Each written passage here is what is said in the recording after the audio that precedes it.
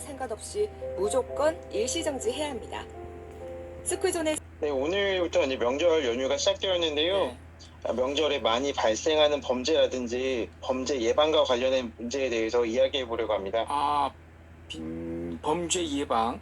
범죄 예방하면은 일단 가장 먼저 추석 명절에 생각해야 될 게 빈집이 많아질 수 없다라는 거, 이거 강구하면 안 되지 않겠습니까? 고향 가고 여행 가고 하시니까 말이죠. 네, 맞습니다. 네, 빈집털이가 많이 발생할 수도 있겠다는 그런 생각도 드는데, 이게 명절하고 범죄 문제 좀 관련이 좀 있겠죠, 아무래도?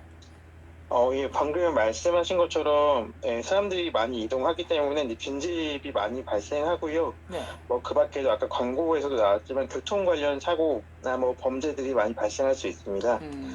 그래서 범죄학에서는 연휴와 범죄 패턴 간의 특이한 관계를 설명하는 캘린더 효과라는 용어를 사용하기도 합니다. 네. 이거는 특정한 연휴에 범죄가 증가하거나 감소하는 효과를 지칭하는 건데요. 예를 들어서 사람들이 가면을 쓰고 파티를 즐기는 할로윈 같은 연휴 기간에는 네. 범죄가 꽤 많이 증가하고요. 가족들이 함께하는 추수감사절 같은 경우에는 다른 연휴들에 비해서 범죄가 적게 발생하는 패턴이 있습니다. 네. 그렇군요. 그럼 미국의 사례인 것 같은데, 우리나라도 명절 등의 연휴에 그러면 캘린더 효과 같은 것이 지금 나타나고 있습니까? 어떻습니까? 네, 우리나라도 유사한 효과가 이제 보고되고 있습니다. 네. 그래서 미국과 유사하게 그러니까 미국에는 이제 다른 연휴가 있지만 우리나라는 추석 기간에 5대 범죄, 그러니까 살인, 강도, 절도, 강간, 폭력 발생 건수가 증가했다 하는 경찰청의 분석도 있고요.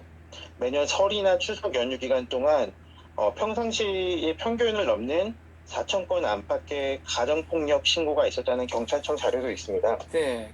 옛날로 이제 좀 돌아가서 생각을 해보면 명절 기간에 오랫동안 집을 비울 때 지켜야 할 수칙들 뉴스에서 많이 이야기하곤 했거든요. 근데 사실은 지금은 CCTV 같은 그런 보안 장치도 있고 보안 업체들도 많고 하니까 예전보다 좀 덜하긴 한 것 같은데 그래도 또 이게 지금 신경 써야 되는 부분이겠죠. 네, 맞습니다. 설이나 추석 귀성길을 민족의 대이동이라고 표현하기도 하는데요. 명절에는 사나흘 정도 집을 비우는 일이 발생합니다. 네. 그래서 실제로 과거보다는 줄어들었다라고 생각하실 수 있지만 SK 쉴더스라는 민간 보안 업체가 2022년, 그러니까 작년이죠. 출동 데이터를 분석한 결과를 보니까 지난해 추석 연휴 기간 침입 범죄가 연평균 대비 16.8% 증가한 것으로 나타났습니다. 네. 이렇게 명절과 비슷하게 절도 범죄가 많이 발생하는 휴가 기간 같은 경우는 우편물이나 택배가 쌓이지 않게 해야 한다고 하는데 사실 명절의 경우 대부분 택배나 우편 서비스도 같이 멈추기 때문에 이러한 부분보다는 우선은 특히 이제 원룸이나 빌라 같은 곳에 거실이나 방의 창문을 잘 잠궈두는데 문단속을 철저히 하고 도어락을 사용하시는 경우에는 비밀번호를 변경해 두시는 것이 좋습니다. 그러니까 이런 것은 일반 가정집뿐만이 아니라 소상공인 분들도 좀 명심을 해둘 필요가 있을 것 같습니다. 네, 그렇습니다. 명절 기간마다 농수 축산물 절도 사건들이 기사화되기도 하는데요. 평소에는 시건 장치가 잘 안 되어 있는 창고 같은 부분도 점검이 필요하고 평상시보다 철저히 단속되어야 합니다. 또 최근에 무인 점포가 증가하면서 상품 절도나 계산대에서 돈을 훔쳐가는 경우가 있는데요. 네. 평상시에는 점포 주인이 CCTV를 통해 상시 감시하는 경우도 많지만 명절 기간 동안은 무인 점포가 무방비 상태로 놓이는 경우가 있지 않을까 우려가 됩니다. 그러니까 이런 절도나 가정 폭력뿐만이 아니라 아까 지금 이야기하신 거 들어보니까 사실 범죄 유형을 가리지 않고 범죄가 발생하는 것 같습니다. 자, 그리고 또 신경을 써야 되고 또 우리가 좀 조심해야 될 것이 또 뭐가 있을까요? 네, 방금 말씀드렸던 범죄뿐만 아니라 아까 말씀드렸던 민간 보안 업체에 따르면 네. 지난해 추석이 있던 9월에 악성 앱 탐지 건수가 하반기 평균 대비 약 10% 높게 나타났다고 합니다. 네. 그러니까 명절 선물 택배가 왔다는 식으로 문자를 보내서 악성 앱을 다운받게 하는 경우가 많이 발생한다는 건데요. 문자에 있는 의심스러운 링크는 가급적 접속하지 않으시는 것이 좋습니다. 네. 그렇군요. 그저 아까 그 저 조사 결과 이야기하신 것 중에 그 명절의 폭력, 특히 가정 폭력 이것도 굉장히 지금 이슈가 되는 것 같습니다. 네, 맞습니다. 그 말씀하신 대로 명절에 많이 발생하고 중요한 사건의 하나가 아까 말씀드린 가정폭력입니다. 네. 명절에 가족들이 모이면 즐거운 일들도 많지만 오랜 시간 이동하면서 피로가 누적되고 쉽게 짜증이나 화가 날 수도 있고요. 약주하시고 취기가 오르면 고성이 오갈 수도 있는데 이러한 상황에서 오랜 기간 누적된 갈등이 폭발해서 가정폭력으로 이어질 수 있습니다. 그러니까 이렇게 가정 폭력이 이어지면 그 마음속에 지어지지 않는 상처가 또 남을 수도 있고 이게 트라우마가 될 수도 있는 거잖아요, 그렇죠? 네, 맞습니다.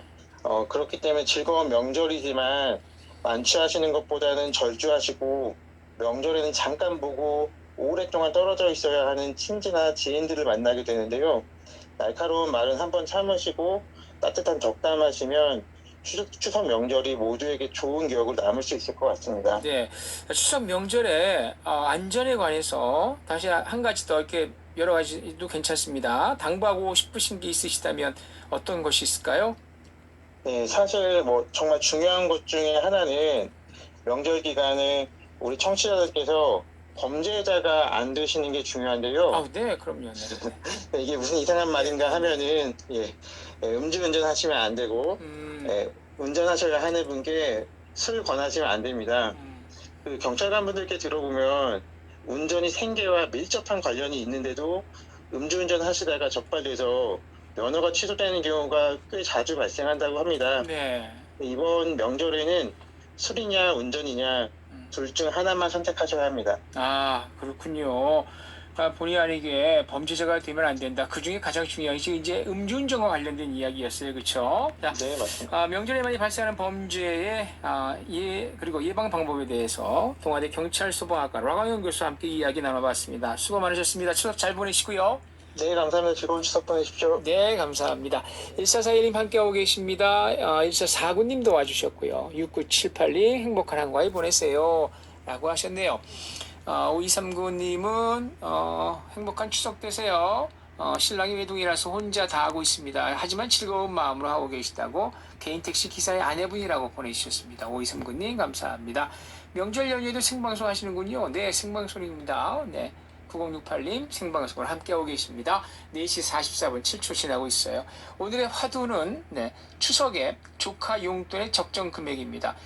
추석에 그 용돈을 어느 정도